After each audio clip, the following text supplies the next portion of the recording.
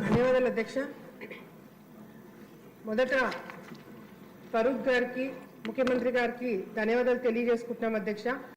రాయలసీమలో మరి గత 5 సంవత్సరాలు రాయలసీమలో ఉన్న అందరం కూడా నాయకులను వైసీపీ నాయకులు ఏం చేశారు అంటే రాయలసీమకి హైకోర్టు తీసుకొస్తున్నామని చెప్పి పాలాభిషేకాలు చేసుకుంటూ వాళ్ళ కొద్దీ వాళ్ళే సంబరాలు చేసుకొని రాయలసీమ వాసుల్ని మోసం చేయడం జరిగింది అధ్యక్ష. ఒక ప్రాజెక్ట్ అడిగినా, ఉద్యోగాలు అడిగినా, రోడ్లు అడిగినా, ఏది అడిగినా కూడా హైకోర్టు వస్తుందని చెప్పి రాయలసీమ వాసుల్ని మోసం చేస్తున్నాడు అధ్యక్ష.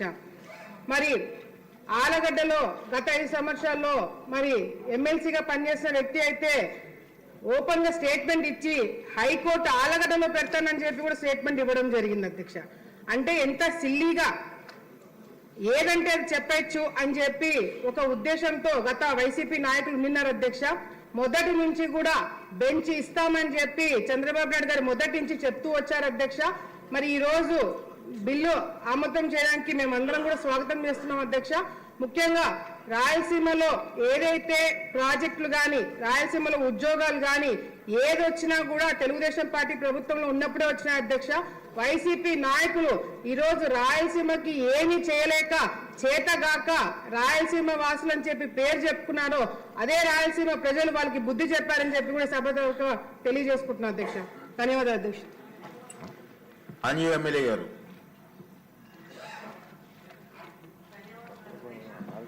హైకోర్టు బెంచ్ కర్నూలులో ఏర్పాటు చేస్తున్నందుకు గౌరవ ముఖ్యమంత్రి గారికి అలాగే మన న్యాయశాఖ మంత్రి ఫరూక్ గారికి మా హృదయపూర్వకంగా ధన్యవాదాలు తెలియజేసుకుంటున్నాం అధ్యక్ష.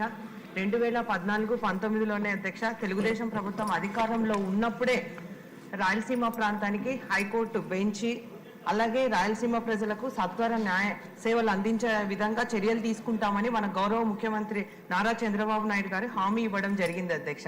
అయితే 2019లో ఏర్పడిన